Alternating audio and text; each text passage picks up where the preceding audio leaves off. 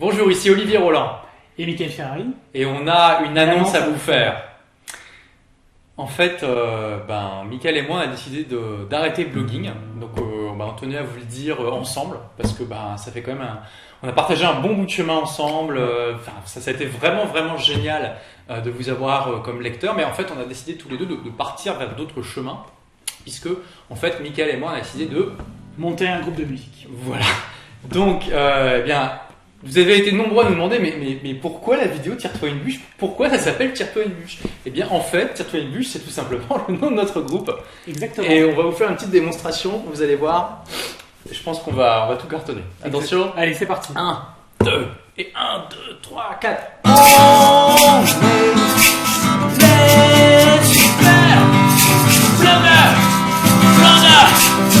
yeah! Tire-toi!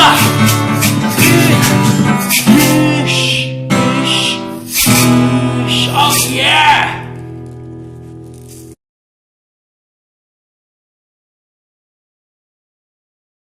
Bon, voilà, vous avez compris, j'espère. C'était notre 1er avril en retard. Voilà, on est un peu en retard, on est désolé, mais on a tenu quand même à vous faire le 1er avril de cette année.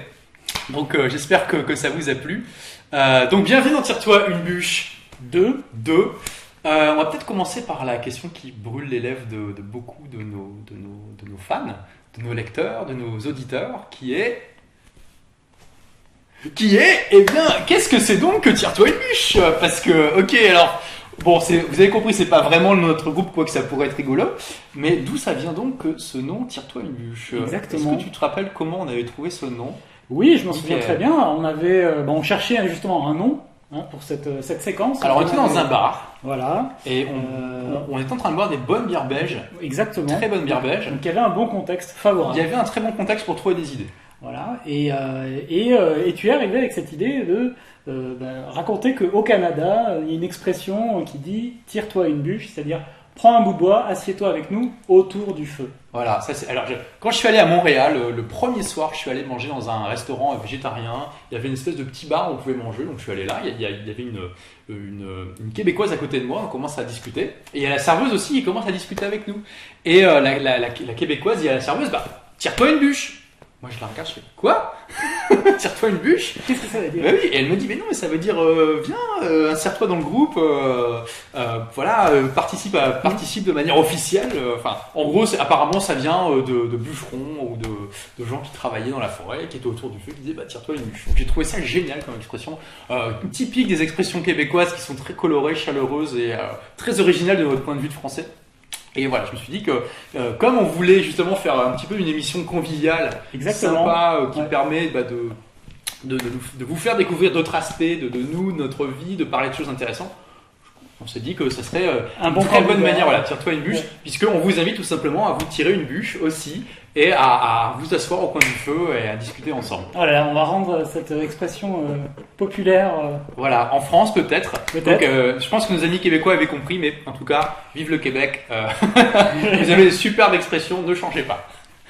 Ok, donc on va enchaîner sur notre actu peut-être. Oui. Alors peut-être que tu peux, vas-y, commencer.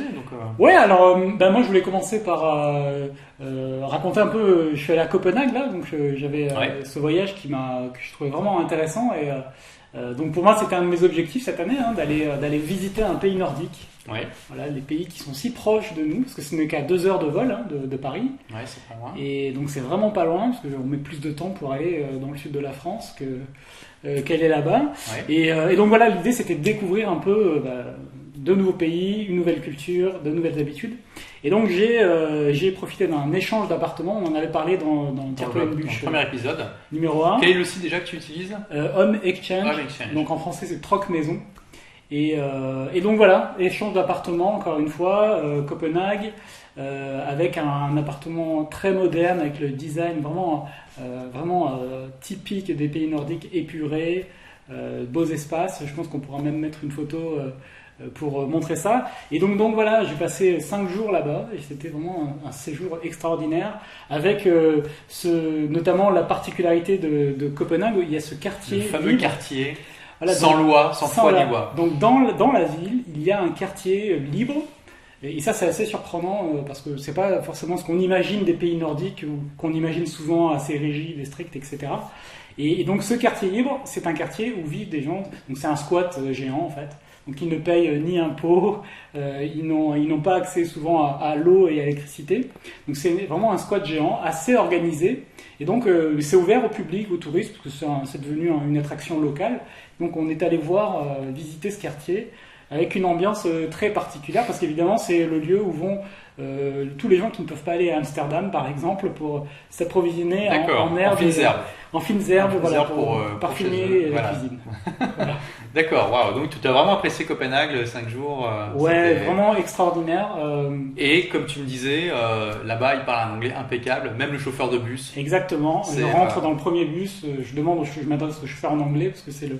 Tu parles pas danois? Je parle pas danois encore, donc, et donc il me répond dans un anglais, un très très bon anglais, et ça a été le cas évidemment de partout, parce que c'est en tout cas dans ce pays-là, puis je pense qu'on peut généraliser tous les pays nordiques. Ouais.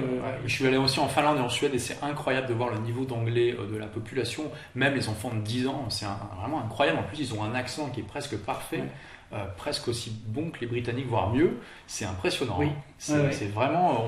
Je peux vous dire qu'on a l'air vraiment minable à côté, les Français. Et je pense qu'en Allemagne, ils ont aussi un très bon niveau d'anglais. Je sais pas ce que. Oui, c'est un peu mieux qu'en France, mais c'est pas non plus. D'accord. On n'a pas non plus à rougir, je pense. Alors, je pense que ce qui fait la grosse différence dans ces pays-là, c'est que comme leur marché intérieur est trop petit, notamment pour que les doubler les films soient rentables, parce que le Danemark, c'est quoi, 5 millions de personnes. La Finlande, ça doit être 10 millions. La Suède, pas pareil. Donc, à mon avis, c'est trop petit. Et ils ont énormément de films, de télé, de séries télé, de dessins animés même qui sont en anglais, sous-titrés dans leur langue. Et je pense que les enfants regardent beaucoup la télé quand ils sont jeunes. Et ils doivent imprégner plus facilement la langue. Et puis, ils ont aussi des cours très très jeunes. Oui. Ils sont très ouverts sur l'international, de toute façon. Ils sont un peu obligés, parce que qui va apprendre le danois? C'est le problème. C'est pareil pour les Grecs d'ailleurs. Qui va apprendre le grec? Qui va apprendre le norvégien? C'est des langues qui ne sont pas très utiles, à moins qu'on décide de vivre dans le pays, évidemment. Oui, voilà, ou qu'on ait un attrait particulier pour la culture ou le pays. C'est vrai que c'est moins, évidemment, utile, on va dire, d'un point de vue quotidien. Que d'apprendre l'anglais, ouais. Et donc voilà, j'en ai profité pour aller aussi à Malmö, qui est en Suède, de l'autre côté du pont. D'accord, ok. Il y a un pont au-dessus de la mer. Il y a un pont, voilà, qui est une œuvre d'art en tant que telle. C'est vraiment un pont magnifique. Et en fait, en une demi-heure de train, vous êtes en Suède, Malmö, qui est la troisième ville de Suède. D'accord. Et qui reste malgré tout une petite ville. C'est-à-dire que en fait, tu fais le tour de la ville assez rapidement si tu ne fais que visiter les rues. Et c'est très très jolie ville. Vraiment, une architecture, encore une fois, Copenhague m'a vraiment rappelé Berlin, en termes vraiment d'architecture, l'organisation des gares, des transports. Donc il faut savoir que là-bas, il y a seulement à Copenhague 2 lignes de métro, mais qu'elles sont entièrement automatiques. Et donc elles marchent. C'est comme à Lille. 24 heures sur 24.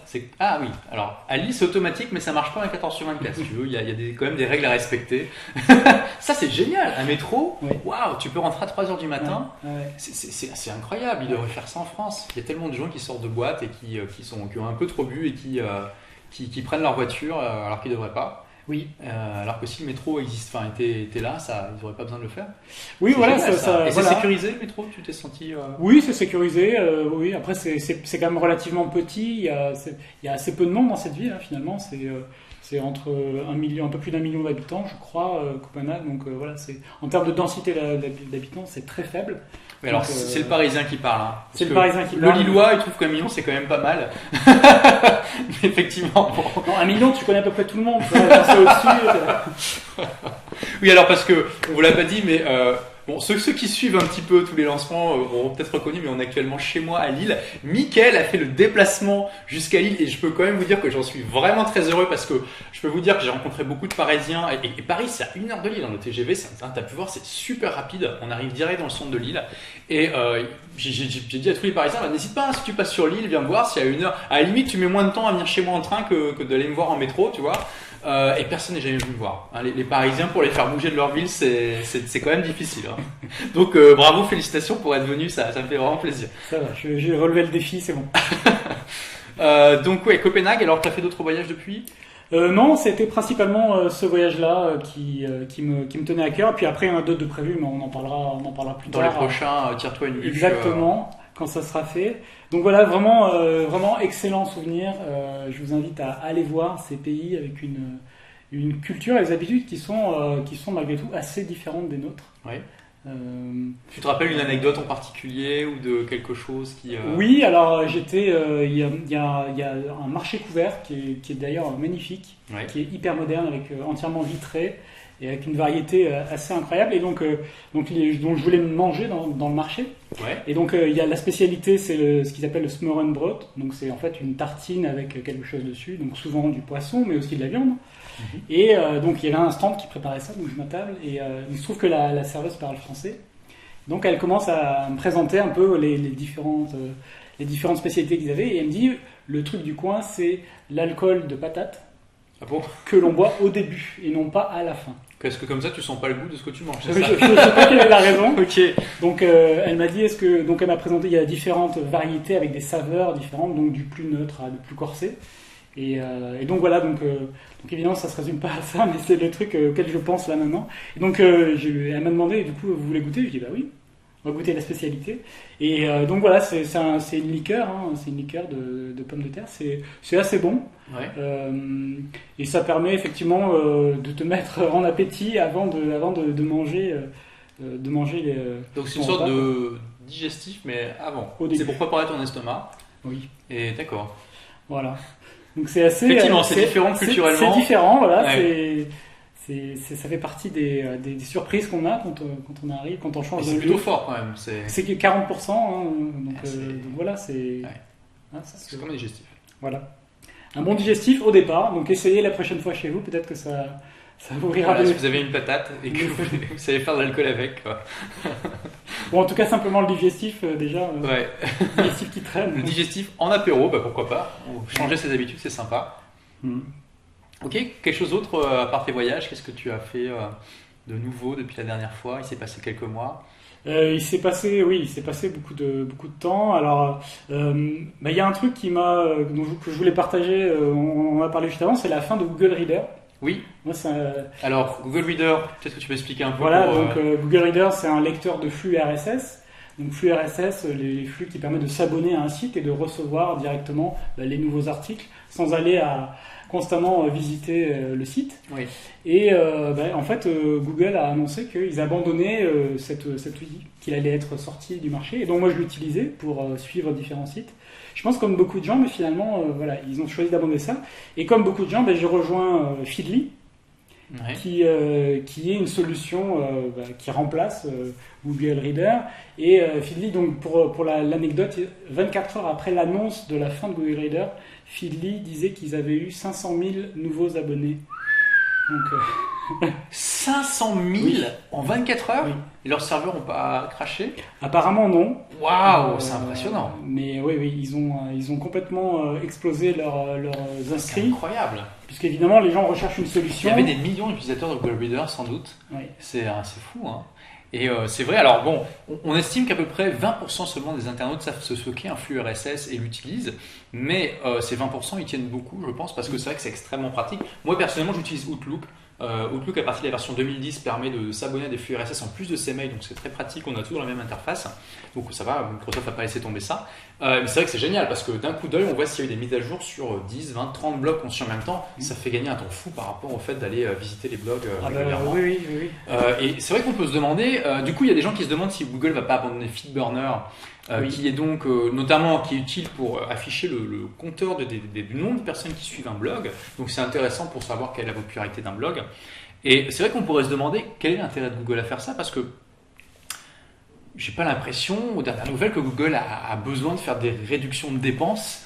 J'ai pas l'impression que ce soit un poste budgétaire particulièrement important chez Google pour qu'ils aient besoin d'abandonner ça. C'est un peu bizarre qu'ils fassent ça. Oui, après, après peut-être que ça fait pas partie de leur stratégie et que donc ils se disent si ça nous sert pas, si on n'y voit pas d'intérêt ou d'avenir, autant le couper. Ouais. Mais c'est vrai que oui, c'est vraiment une question. C'est une interrogation, hein, c'est une question à laquelle j'aimerais bien avoir une réponse. En tout cas, pour les lecteurs RSS, il y a des tas d'alternatives qui existent, donc c'est pas très grave. Pour Feedburner, à ma connaissance, il n'y a pas de service comparable. Peut-être qu'il y en a un qui sortira si jamais Google arrête Feedburner. Mais... Il y aura forcément un service remplaçant. S'il y a une place à prendre. S'il y a une place à prendre, est-ce que c'est monétisable? Après, il faut voir. A priori, Google ne fait pas d'argent avec, donc bref. Ok. Voilà, donc. C'est la fin d'une ère. C'est la fin d'une ère, la fin de Google Reader. Alors ils avaient tenté, il y avait eu le e-reader à un moment donné aussi, ils avaient deux solutions différentes pour gérer ces flux RSS, et puis voilà, donc c'est la fin d'une ère. Donc je me souviens plus de la date exacte à laquelle ils l'éteignent, mais je crois que c'est courant de l'année. D'accord, ils ont quand même donné une petite... ils ont prévenu à l'avance, oui. Un petit préavis. Oui. Ok, pour que tout le monde ait le temps de trouver d'autres solutions. Oui, de passer à autre chose. Bon merci, pour les concurrents doivent dire merci. Exactement, parce que 500 000 nouveaux utilisateurs en 24 heures, il y a beaucoup de boîtes qui rêveraient d'avoir ça. Oui, alors je pense que Feedly est le grand gagnant de ce changement parce que des solutions. Alors maintenant, du coup, il y a beaucoup de comparatifs qui sont sortis sur quels sont les lecteurs de flux RSS alternatifs, et il y en a des dizaines. Et Feedly, je pense, est sorti grand gagnant de ce changement. Bon. Ok. Voilà. Très bien, alors je vais peut-être parler de mon actu. Allez, Bah, écoute, moi depuis la dernière fois, donc j'ai fait 2 beaux voyages, je suis allé en Thaïlande 15 jours et j'ai vraiment adoré ce pays, je trouve que ce pays est vraiment génial. Bon déjà il fait chaud tout le temps, ça c'est évident, mais c'est important. Moi je suis allé en décembre quand tout le monde était en train de commencer à se geler et j'ai pu profiter du beau temps là-bas. Déjà c'est un pays où vraiment tout est vraiment accessible pour rien, c'est vraiment pas cher du tout. On peut manger pour 2 € dans la rue, très bien manger. Contrairement à l'Inde, ce qui est le seul pays d'Asie où je suis allé, également l'Inde c'est magnifique, c'est beau, c'est une autre culture, on se prend vraiment un choc culturel, mais alors c'est vraiment pauvre et c'est en général très sale et c'est pas du tout hygiénique, c'est absolument pas recommandé d'acheter de la nourriture comme ça dans la rue. Et voilà, c'est vraiment quasiment une certitude que vous allez devenir malade. En tout cas, c'est un grand risque. En Thaïlande, rien de tout ça, il y a beaucoup plus d'hygiène, beaucoup moins de pauvreté, en tout cas, ce que j'ai vu. Et on peut très bien acheter de la nourriture dans un boui-boui. On n'est jamais très loin de quelqu'un qui fait à manger en Thaïlande. C'est ça qui est génial. Et culturellement, ils mangent à n'importe quelle heure du jour et de la nuit, donc il y a toujours de quelque chose d'ouvert. Quelqu'un qui est en train de préparer à manger. C'est pas comme chez nous où on a 3 moments spécifiques dans la journée où on mange. Eux, c'est vraiment quand ils ont faim en fait. Voilà, il y a aussi beaucoup de différences culturelles évidemment en Thaïlande. Le slogan, le positionnement de la Thaïlande, et on le voit dès qu'on arrive à l'aéroport, c'est le pays aux 1001 sourires.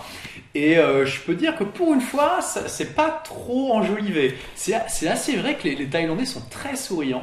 Ça m'a vraiment frappé. Alors ça ne veut pas dire apparemment, hein, de ce que j'ai compris, parce que c'est quand même une culture très différente, ça ne veut pas dire qu'ils sont tout le temps heureux, tout le temps contents, mais ça fait partie de leur culture d'être toujours polis, surtout de sauver la face et de ne pas embarrasser quelqu'un, donc ils sourient même quand ils ne sont pas forcément très, très contents. Et en tout cas, je trouve que ça fait vraiment du bien de voir tous ces gens qui sourient autour de toi, qui montrent leurs dents, et qui font pas comme ça, tu sais, à faire la tête. Ça change quelque chose dans notre manière de voir les choses, d'être là, ça nous rend un peu plus gai, un peu plus contents. Oui, forcément. C'est communicatif. Ouais. Oui. Donc ça très sympa. Puis voilà, donc les Thaïlandais très sympas. Ils parlent pas tous anglais, clairement pas, mais c'est jamais difficile de trouver quelqu'un qui parle anglais, qui comprend un peu. Voilà, je me suis un peu baladé partout, Bangkok, Sukhothai, ça c'était pour le côté culturel. Après dans une île magnifique, Koh Yao Noi, dans le sud, qui est voilà une île perdue, paradisiaque. Il y a tout en Thaïlande, c'est pas cher et ambiance c'est vraiment génial. Donc j'ai vraiment été très impressionné par ce pays. Et ensuite je suis allé au Brésil. Donc là très différent, par contre j'étais très surpris le Brésil. Alors c'est génial le Brésil, magnifique pays, quand même pas mal d'insécurité, ça c'est pas un mythe, hein, notamment dans les grandes villes, à Rio, faut pas aller dans les favelas, c'est ce genre de choses. Par contre le coût de la vie est quand même assez important. J'étais très surpris de voir, alors je suis allé à Rio pendant le carnaval, donc évidemment les prix sont quand même un peu plus élevés que d'habitude, mais à Rio les prix sont comparables à Paris ou à une grande ville de province. Ouais, ce qui est surprenant. C'est très surprenant. Et dans le reste du Brésil, les prix sont en général légèrement inférieurs à ceux qui ont cours en France ou comparables. Donc voilà, faut pas s'attendre à faire des économies en allant au Brésil. J'étais très surpris par ça. Le riel est quand même une monnaie assez forte, hein, qui vaut à peu près 2,2 fois moins que l'euro, mais les prix de toute façon sont à peu près 2,2 fois plus élevés. Donc ça se compense. Voilà, en tout cas magnifique pays. Le carnaval à Rio, il faut le faire au moins une fois dans sa vie. C'est vraiment une ambiance extraordinaire. D'où d'ailleurs voilà. C'est incroyable de voir tous ces gens dans les rues qui sont là en train de faire la fête. J'ai pas vu trop d'incidents, évidemment il y a des gens qui avaient un peu trop bu quand même, mais j'ai trouvé que c'était quand même plutôt bon esprit. Après je suis allé au Samba de Rome évidemment, d'ailleurs j'étais avec Sébastien, le marketeur français. Coucou Sébastien si tu regardes la vidéo. Et voilà, c'est magnifique de voir tous ces chars qui défilent et toutes ces écoles de samba. Ça représente un travail énorme, hein, de préparation. Hein. Ah oui, c'est carnaval. Puis ils sont tous en compétition les uns avec les autres pour être le meilleur. Enfin, c'est vraiment quelque chose à voir au moins une fois dans sa vie. Ça dure toute la nuit. On arrive à 21h au Sambadrome. On part entre 6 et 7h du matin. Et je peux vous dire qu'on ne va pas le temps passer. Moi, je suis resté jusqu'au bout. Je trouvais ça génial. Donc le Brésil est vraiment magnifique. Bon, voilà, il y a pas mal d'insécurité. Les Brésiliens sont les plus mauvais en anglais que j'ai jamais vus. Alors, je ne sais pas s'ils sont plus mauvais que nous, parce que en France, je parle français, donc je ne sais pas quel est vraiment notre niveau en anglais, mais c'est vraiment incroyable. Au Brésil, ils sont vraiment d'un niveau en anglais hallucinant. À l'aéroport de Rio, on a demandé notre chemin à un agent, à un employé de l'aéroport, il ne savait pas parler un mot d'anglais. C'est quand même incroyable. Dans un aéroport d'une ville aussi touristique que Rio, qui en 2014 abritera la Coupe du Monde de football, en 2016 les Jeux Olympiques, et c'est loin d'être un exemple isolé. La plupart des habitants de Rio ne parlent pas anglais. Et ça, moi je pense que voilà, un étranger qui vient à Paris, qui essaie de parler anglais, risque d'avoir des surprises aussi. Écoutez, si vous êtes anglophone et que vous avez été à Paris faire un peu de tourisme et que vous regardez cette vidéo, dites-nous un peu quel est votre ressenti par rapport au niveau d'anglais des Français à Paris. En tout cas, pour Rio, j'ai vraiment été surpris. Dans le reste du Brésil, c'est comme ça, c'est pareil. Bon. Donc, heureusement, j'avais révisé un peu mon espagnol avec une application que j'aime beaucoup qui est Mosalingua sur l'iPhone. Donc, coucou Sam, d'ailleurs, qui a développé l'application, si tu nous regardes. Et donc, Mosalingua, c'est génial. Hein, c'est construit pour vous rappeler des mots de vocabulaire au moment même où vous allez les oublier. C'est construit selon ce qu'on appelle la courbe de l'oubli, donc c'est vraiment bien fait. Et définitivement, l'espagnol peut vraiment beaucoup vous aider au Brésil. L'espagnol est quand même assez proche du portugais, surtout à l'écrit, mais à l'oral aussi. Et avec un peu de français, un peu de portugais et des mimes, on a réussi à se faire comprendre. Alors évidemment, vous n'allez pas avoir des conversations philosophiques très profondes avec les Brésiliens comme ça, mais en général, on arrive toujours à se débrouiller. Mais vraiment, si vous y allez, sachez que l'anglais, ça ne va pas vous aider. L'espagnol, clairement, ça va vous aider si vous savez le parler, donc c'est toujours bon à savoir. Voilà, en tout cas, Brésil, bonne ambiance, les gens sont très sympas en général. Vraiment un pays magnifique, superbe. J'en ai vu vivement qu'une toute petite partie, mais coût de la vie important, donc il faut le savoir aussi. Ok. Voilà, sinon quoi d'autre Eh bien oui, donc je suis toujours en train d'écrire mon livre, hein, pour ceux qui suivent, mon fameux livre sur l'entrepreneuriat et l'éducation. Il n'avance pas aussi vite que ce que je voudrais. Je pense que c'est un problème pour beaucoup d'écrivains. Mais voilà, en tout cas, il avance. J'en suis déjà une 40aine de pages à 4. Et je continue à avancer régulièrement, à travailler dessus. On en discutait tout à l'heure. Que c'est parfois un processus un peu difficile, un peu douloureux. Voilà, c'est comme un accouchement. Alors, j'ai pas encore accouché, donc voilà, je sais pas, mais effectivement. C'est notre accouchement à nous. Ouais, ça fait un peu ça. Il y a du travail, c'est difficile. Là, je suis pas entièrement satisfait de ce que j'ai écrit. Je pense que déjà tout ce que j'ai écrit, je vais devoir le réécrire de manière à ce que ce soit un peu plus fun, un peu plus amusant, un peu moins peut-être solennel ou peut-être lourd tout simplement. En tout cas, voilà, plus léger. Mais je suis toujours en train de travailler là-dessus. Sinon, quoi d'autre par ça, voilà. J'ai reçu cette superbe. Alors, est-ce que vous pouvez deviner ce que c'est? Est-ce que d'après vous, c'est quoi? C'est une arme, c'est un outil, c'est une scie chantante. Je sais pas si vous entendez le. Donc en fait ça, je l'ai reçu il y a pas longtemps. C'est une société qui s'appelle Quarterly, qui est une boîte américaine qui m'a envoyé ça. Je vais expliquer pourquoi dans un instant. Et en fait, c'est tout simplement. Et cet objet est emblématique de l'ouverture d'esprit que peuvent nous donner les voyages. Parce que qu'est-ce que c'est que ça? C'est tout simplement une scie à bois japonaise. Et donc qui est d'un métal très souple, qui coupe extrêmement bien.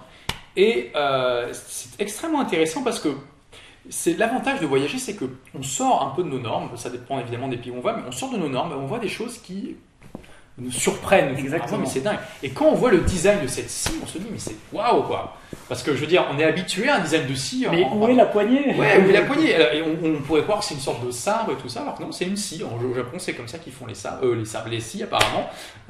Donc voilà, il y a un petit peu cet effet de surprise et en plus, c'est un design quand même sympa. On pourrait presque l'accrocher au mur. Ça ferait une arme. Et donc, pourquoi Quarterly m'a envoyé ça? Quarterly, c'est un concept génial qui a été lancé il y a quelques temps aux États-Unis.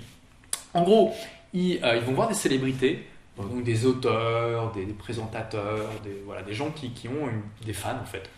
Et le concept est simple, vous vous abonnez à votre personnalité préférée sur Quarterly, ça coûte, le package dépend en fait du prix, le prix dépend du package plutôt, et tous les 4 mois, vous allez recevoir chez vous un colis qui contient une sélection d'objets qui a été choisie par cette célébrité. Alors je trouve le concept génial parce que génial, quand on est fan de quelqu'un, qu'on le suit, et ben, ça peut être quelque chose qui nous intéresse, de voir justement les objets qui l'interpellent et qui veut faire partager, etc. Et donc, pour ceux qui me suivent un peu, vous savez que je suis un grand fan de Tim Ferriss, que j'ai eu l'honneur d'interviewer, et je me suis abonné au Quarterly de Tim Ferriss. Et donc dans le premier colis qu'il nous a envoyé ça, notamment il n'y avait pas que ça, il nous a envoyé ça. Voilà, et moi je trouve ça génial, personnellement j'adore, je suis ravi de mon premier colis.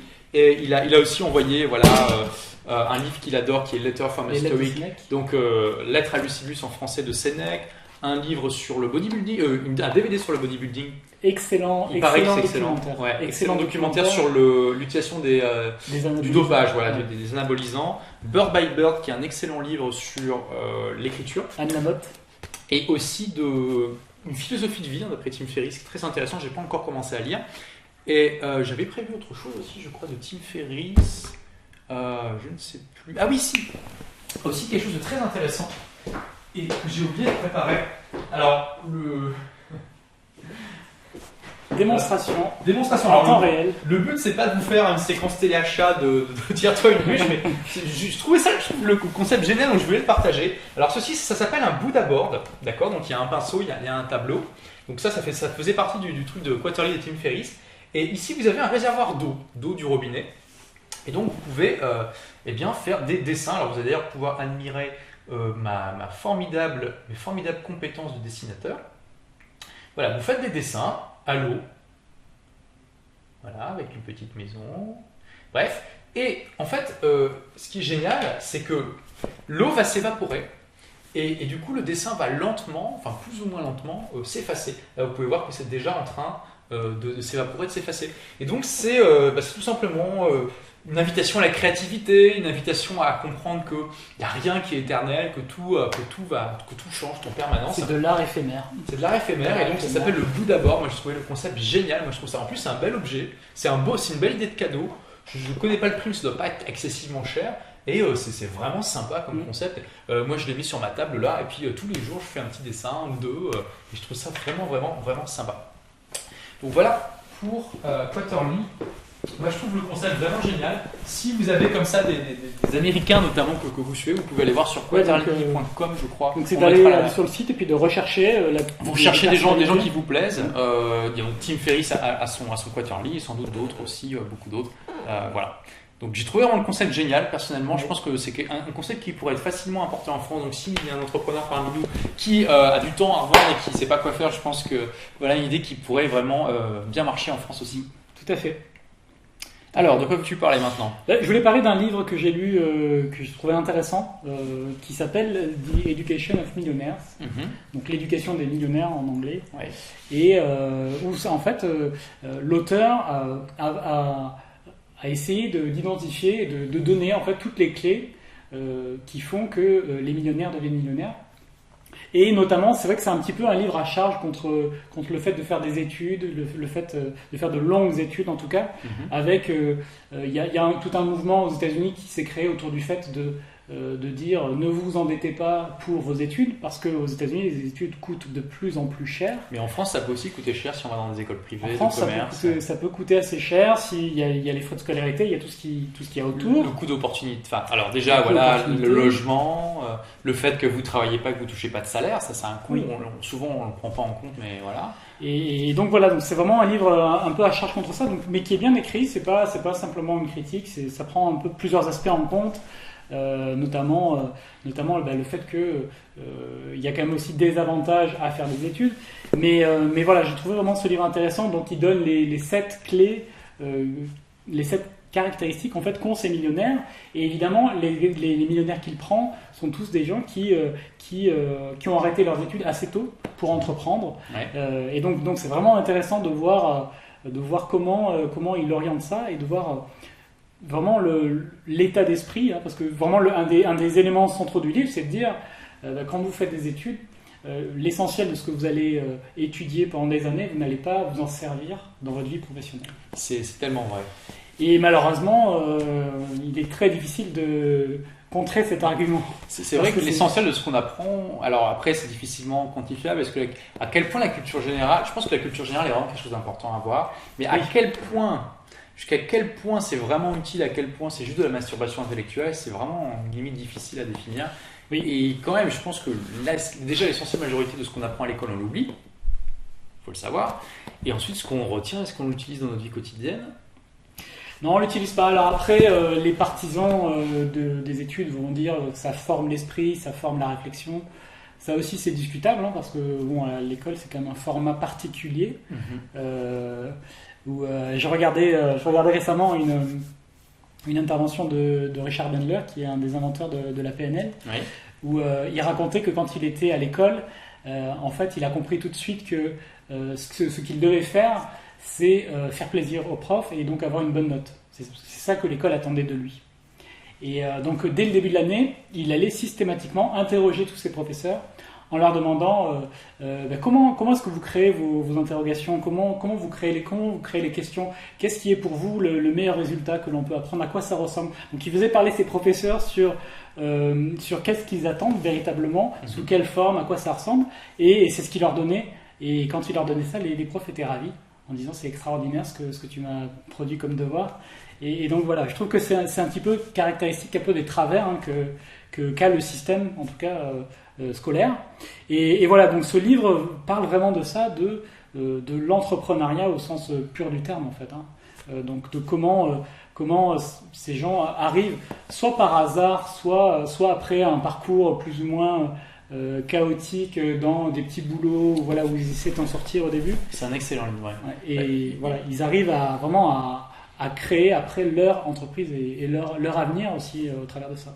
Ouais, j'ai eu le plaisir de rencontrer Michael à San Francisco en 2011 lors d'un event. Et justement, à ce moment-là, il était en train d'écrire son livre, je trouvais ça intéressant. Et après, on est devenus amis sur Facebook. Il en avait parlé évidemment sur sa page Facebook. Je l'avais acheté, j'ai trouvé ça vraiment excellent.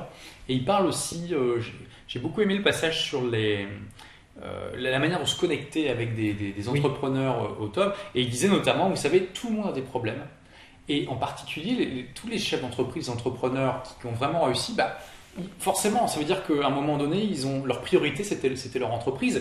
Et donc, ils ont investi davantage de temps, d'énergie, etc., ou de pensée, en tout cas, dans leur boîte, et pas à leurs autres problèmes personnels. Donc, si vous êtes capable de résoudre ces problèmes-là, de les aider à ce niveau-là, c'est une excellente manière de se connecter avec eux.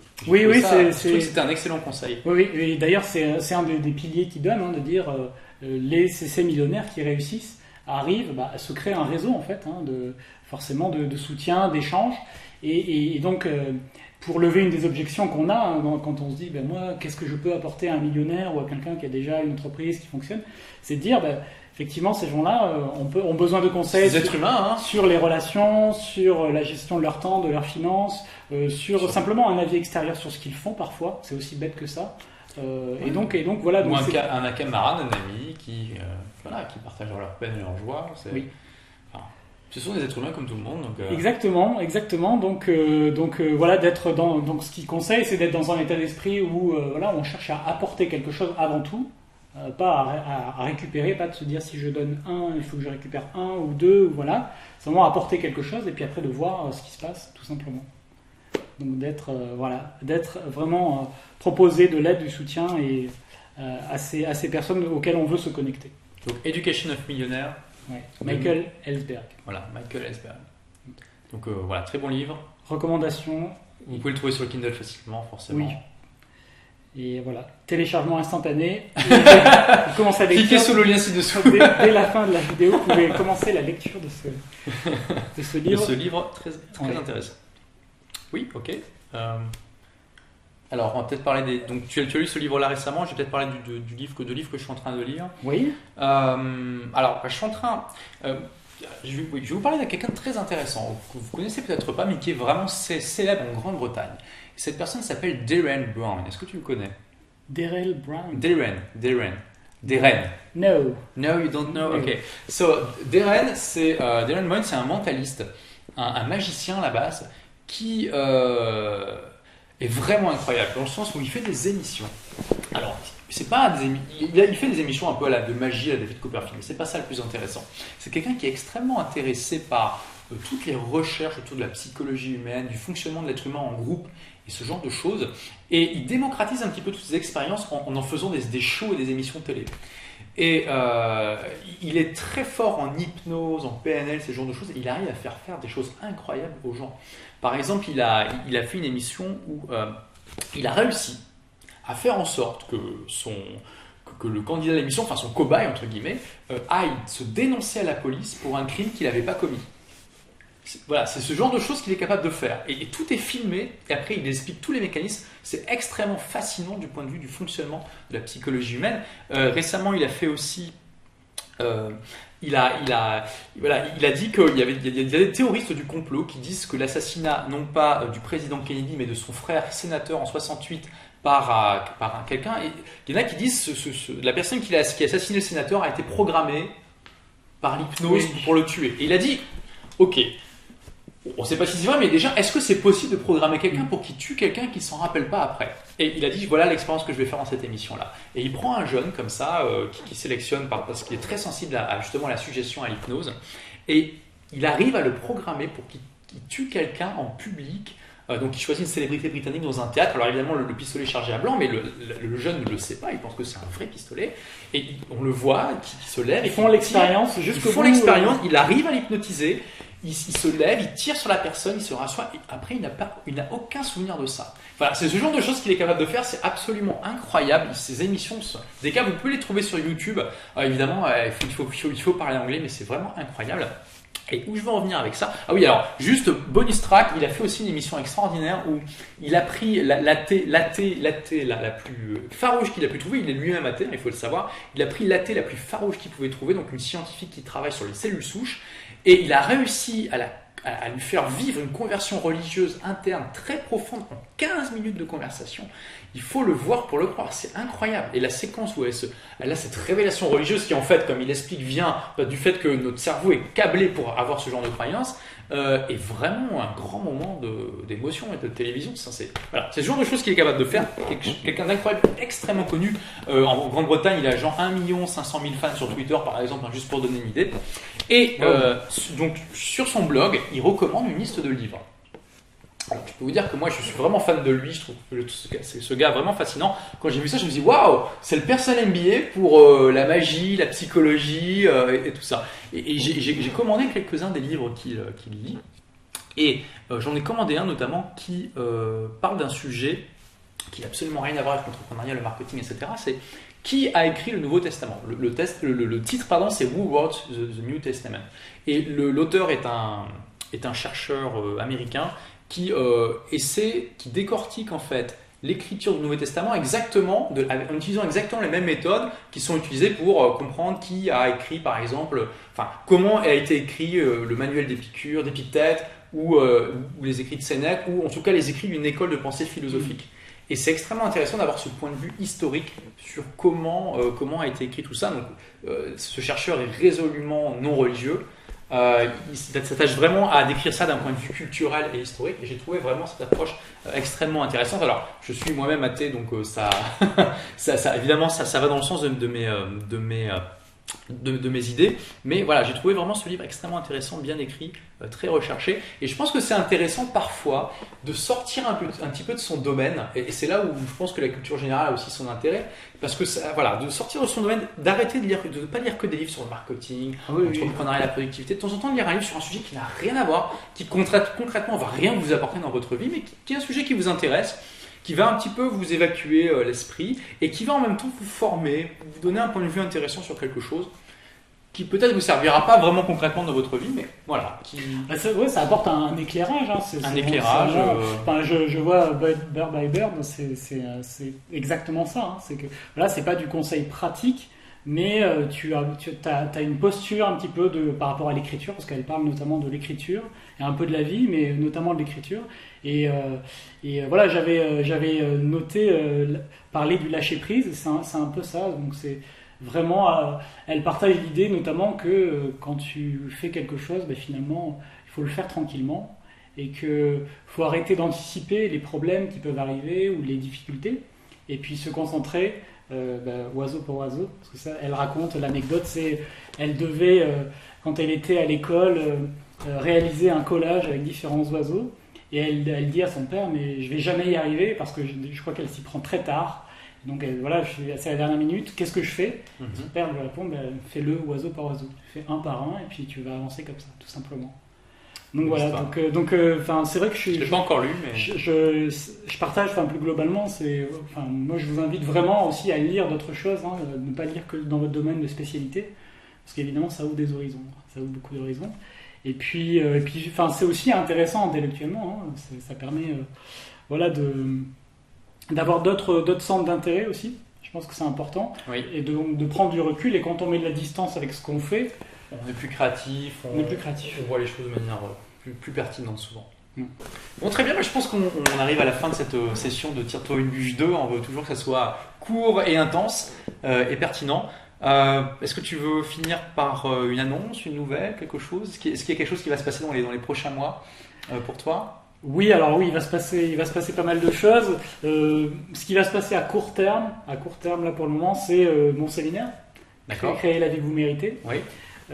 Qui aura lieu à Paris donc. Qui aura lieu à Paris, 13 et 14 avril, donc c'est très bientôt.